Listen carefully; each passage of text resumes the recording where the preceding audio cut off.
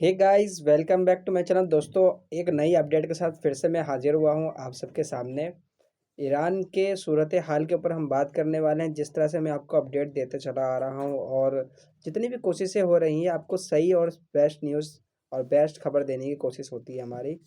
कुछ इसमें हम बात रखेंगे अपने कुछ ओपिनियन की भी। उसके बाद हम आगे बढ़ते हैं। चैनल पर नए आए तो सब्सक्राइब करना, वीडियो अच्छी लगी हो तो लाइक ज़रूर करना, कमेंट सेक्शन में अपनी राय ज़रूर देना। जिस तरह से ईरान के ऊपर हमला करने के बाद सभी को ये लगा था और ख़ासकर अमेरिका को ये लगा था कि अब तो हमने सुप्रीम लीडर को ख़त्म कर दिया, अब ये जंग ख़त्म हो जाएगी, अब ईरान पे हमारा कब्जा होगा। ईरान पे ऐसा सोच रखने वाला है कि सबसे बड़ी बेवकूफ़ी है, क्योंकि ईरान ना रुका है और ना रुकेगा। उन्होंने अपने जज्बे को इतना मजबूत कर रखा है कि अभी तक वो लगातार हमला और जहाँ-जहाँ अमेरिका के बेस हैं वहाँ-वहाँ वो हमला लगातार करे जा रहा है। ख़ासकर बात करें हमारे दुबई और यूएई, कतर, इन सब जगहों में ख़ास वो हमला कर रहा है। दुबई में तो उन्होंने पूरी बिल्डिंग पे एक निशाना बनाया जहाँ पर पूरा अमेरिका का वो था। और कई तेल के जगह पे जहाँ से तेल का जनरेट अच्छा खासा होता था वहाँ पर हमला करा उसने। उसके बाद एक तो वीडियो बहुत ज़्यादा वायरल हुई है, जिसमें एक वीडियो में ये दिखाया कि एक जहाज़ को ही निशाना बनाया। काफ़ी अच्छा हाई क्वालिटी का जहाज़ था वो, हाई फाई जहाज़ था वो, जिसमें एडवांस लेवल का उसको निशाना बनाया बाकायदा उसमें से। हाँ, जहाज़ को तो नुकसान उन्होंने कर ही दिया था ईरान की मिसाइल ने, लेकिन हाँ, उसका जो अंदर पायलट था वो बच गया था, उसने अपने को इजेक्ट कर लिया था। बात करें इसराइल की, तो इसराइल के अंदर इतना ज़्यादा हमला करें, उसका जो परमाणु जहाँ पर पूरा प्लांट है वो, और उसको निशाना बनाया है। कई सारी मिसाइल वहाँ पर जाके गिरी हैं, तो एक साथ गिरने की वजह से वहाँ बहुत बड़ा धमाका हुआ, जिसकी वजह से काफ़ी ज़्यादा वीडियो भी वायरल हुई है। वहाँ लोगों ने वीडियो बना के डाला है, तो वो वीडियो के माध्यम से हमने देखा है। तो वो वीडियो की जो उसमें जो गैस और जो लाइट होती है बहुत ज़्यादा इफेक्ट करी है। वो पूरा प्लांट उसका तबाह हो गया है। अभी तक नेतन्याहू का पता नहीं है कि वो कहाँ पर है, कहाँ नहीं, क्योंकि सुनने में ये आ रहा था कि वो उड़ ही रहा है, वो उड़ ही रहा है। ब्रिटेन पे भी हमला किया है। ब्रिटेन जो सख्त ईरान के सख्त खिलाफ था और बड़ी-बड़ी बातें करता था। ब्रिटेन ने तो सीधा ये कहा है कि हमने अपने सेना को कह दिया आप अंदर-अंदर घुस जाओ, हमें कोई बाहर नहीं दिखना चाहिए, सब अंदर घुस जाओ। यानी अभी तो सिर्फ़ कुछ मिसाइलें गिरी थी, एक आध ड्रोन ही ब्रिटेन के ऊपर गिराया था, तब उसका ये रिएक्शन आया कि हमने अपने सेना को कह दिया अंदर घुस जाओ, बंकरों के अंदर छुप जाओ। तो ये हाल है ब्रिटेन का। कहते नहीं है कुत्ते भौंकते हैं तो भौंकते हैं, शेर तो शेर ही रहता है। तो ईरान ना रुका है, ना रुकेगा।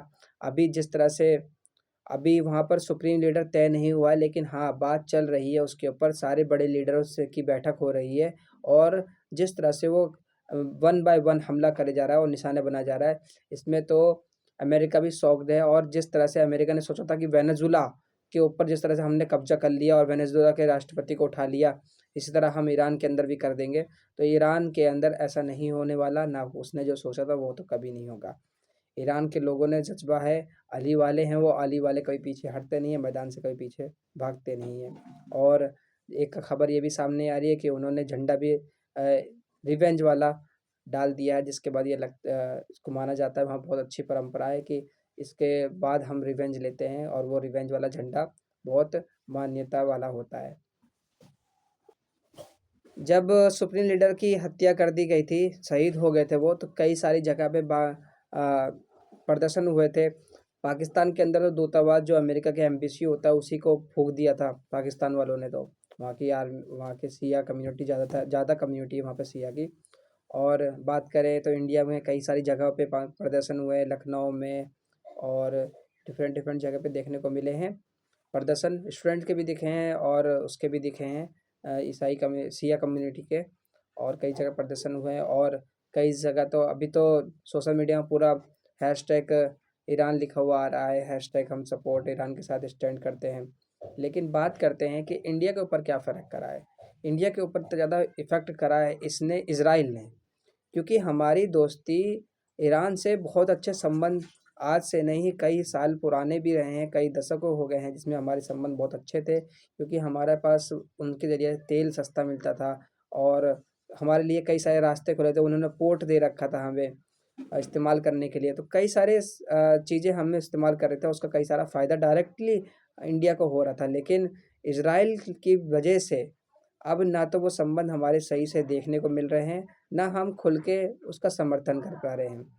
लेकिन हमें चाहिए था, हमारे पीएम को चाहिए था कि उसे खुल के अपनी बात रखनी चाहिए थी, लेकिन उन्होंने उसका उल्टा किया। उसका उल्टा ये किया कि वहाँ पर गए हैं, एक मेडल पहना है, मेडल पहनने के बाद कह दिया ये हमारा फादरलैंड है और इंडिया हमारी मदरलैंड है। ऐसे कैसे हो सकता है? जबकि उन्हीं के राजनीति, अब अगर हम पीछे के बयान निकालें नेताओं के, तो उसमें ये कहा था साफ-सीधी बात, बड़े-बड़े जो नेता थे पहले के, उन्होंने साफ कहा था कि ये अरबियों की जगह है और इज़राइल ने इसके ऊपर कब्ज़ा कर रखा है और हम कभी भी इज़राइल के साथ नहीं है।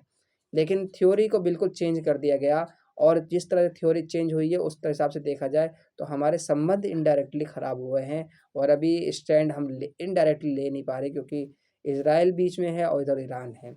लेकिन हमें चाहिए कि जो, हाँ, जिससे हमें फ़ायदा हो, जिससे हमें मुनाफ़ा हो, जिससे हमें सारा सामान सस्ता मिलता हो, हमें उसका साथ लेना चाहिए और उसका साथ देना चाहिए। तो हम उम्मीद करते हैं कि हमारे देश के पीएम इस बात को समझेंगे और देखते हैं क्या स्टैंड लेते हैं। और नए अपडेट के लिए हमारे से जुड़े रहें। चैनल पे नए आए तो सब्सक्राइब ज़रूर करना, बेल आइकन प्रेस करना। Thank you so much.